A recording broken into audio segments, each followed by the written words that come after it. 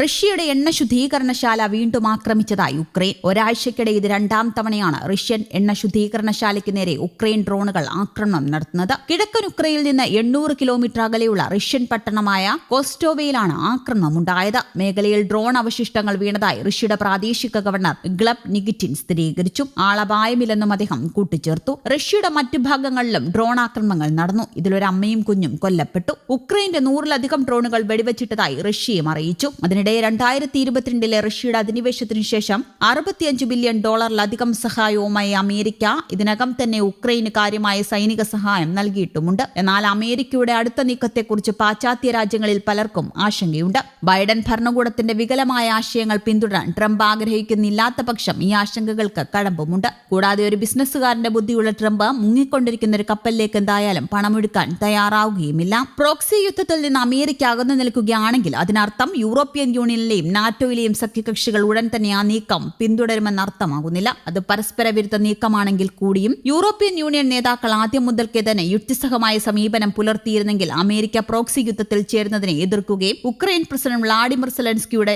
തുഗ്ലക് പരിഷ്കാരങ്ങളെ അവർ തടയുകയും ചെയ്യുമായിരുന്നു. എന്നാൽ ഉടനൊന്നും സമാധാനം വരാൻ പാടില്ല എന്നതാണ് അവരുടെ സമീപനം. ഇന്നോ നാളെയോ അല്ല ഉക്രൈൻ സംഘർഷം ഉടനൊന്നും അവസാനിക്കില്ല എന്നാണ് ഫ്രഞ്ച് പ്രസിഡന്റ് ഇമാനുവൽ മാക്രോൺ പ്രഖ്യാപിച്ചത്. ബ്രിട്ടീഷ് പ്രധാനമന്ത്രി കെയർ സ്റ്റാർമർ ഉക്രൈനുമായി കോടിക്കണക്കിന് പൗണ്ട് മൂല്യമുള്ള 100 വർഷത്തെ പങ്കാളിത്ത കരാറിൽ ഒപ്പുവെക്കുകയും ചെയ്തു. ഈ ചരിത്രപരമായ കരാർ വ്യാപാരം, സുരക്ഷ, വിദ്യാഭ്യാസം, സംസ്കാരം എന്നിവയിലും മറ്റു സഹകരണം വർദ്ധിപ്പിക്കാൻ ലക്ഷ്യമിട്ടുള്ളതാണ്. എന്നാൽ ബ്രിട്ടന്റെ നിലവിലെ സങ്കീർണമായ സമ്പദ് വ്യവസ്ഥ കണക്കിലെടുക്കുമ്പോൾ അതും സംശയത്തിന്റെ നിഴലാണ്. അതിനിടെ ഉക്രൈന്റെ സംഘർഷത്തോടുള്ള സമീപനം പുനഃപരിശോധിക്കാൻ യൂറോപ്യൻ യൂണിയൻ വിസമ്മതിച്ചത് ഉക്രൈനിലേക്ക് വൻതോതിൽ പാശ്ചാത്യ കരസേനയെ വിന്യസിക്കുന്നതിനെ കുറിച്ചുള്ള പുതിയ ചർച്ചകൾക്ക് തുടക്കമിട്ടിരിക്കുന്നു. ദാവോസിൽ 2 ലക്ഷം സൈനികർ വേണമെന്ന ഉക്രൈൻ പ്രസിഡന്റ് സെലൻസ്കിയുടെ ആവശ്യം യാഥാർത്ഥ്യത്തിന് നിരക്കാത്തതാണെന്നും പൊതുജന പിന്തുണ നിലനിർത്താൻ പാടുപെടുന്ന സ്റ്റാർമർ ഉൾപ്പെടെയുള്ള യൂറോപ്പിലെ നേതാക്കൾ പലരും കടുത്ത സമ്മർദ്ദം നേരിടുന്നുണ്ടെന്നും വ്യക്തം. പാശ്ചാത്യ സൈനികരെ ഉക്രൈനിലേക്ക് അയക്കാനുള്ള നിർദ്ദേശം ഒരു ദുരന്ത സൂചനയാണ്. ഈ സൈനികർ ഒരിക്കലും സമാധാന പാലകരായിരിക്കില്ല എന്നുള്ളതിനാൽ തന്നെ ഇത് കൂടുതൽ രക്തച്ചൊരിച്ചിലിനും ഇടയാക്കും. കൂടാതെ സംഘർഷത്തിലേക്ക് മറ്റു രാജ്യങ്ങളെ ആകർഷിക്കുകയും ചെയ്യും. സംഘർഷം കൂടുതൽ വഷളാക്കുന്നതിന് പകരം റഷ്യയുമായി ഒരു വിട്ടുവീഴ്ച പിന്തുടരുക എന്നതാണ് ഇതിന് പരിഹാരമായുള്ള കൂടുതൽ വിവേകപൂർണമായ സമീപനം. ഉക്രൈനിലെ മണ്ണിൽ NATO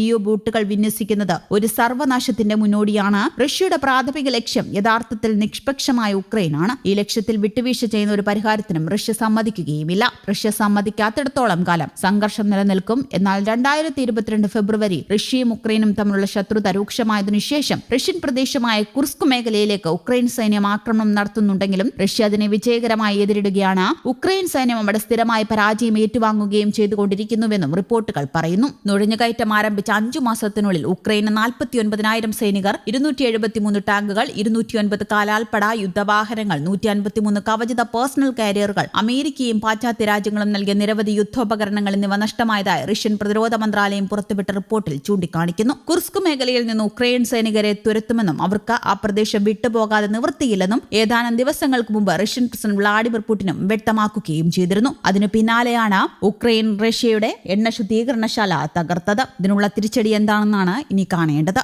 news desk Kerala Kaumudi.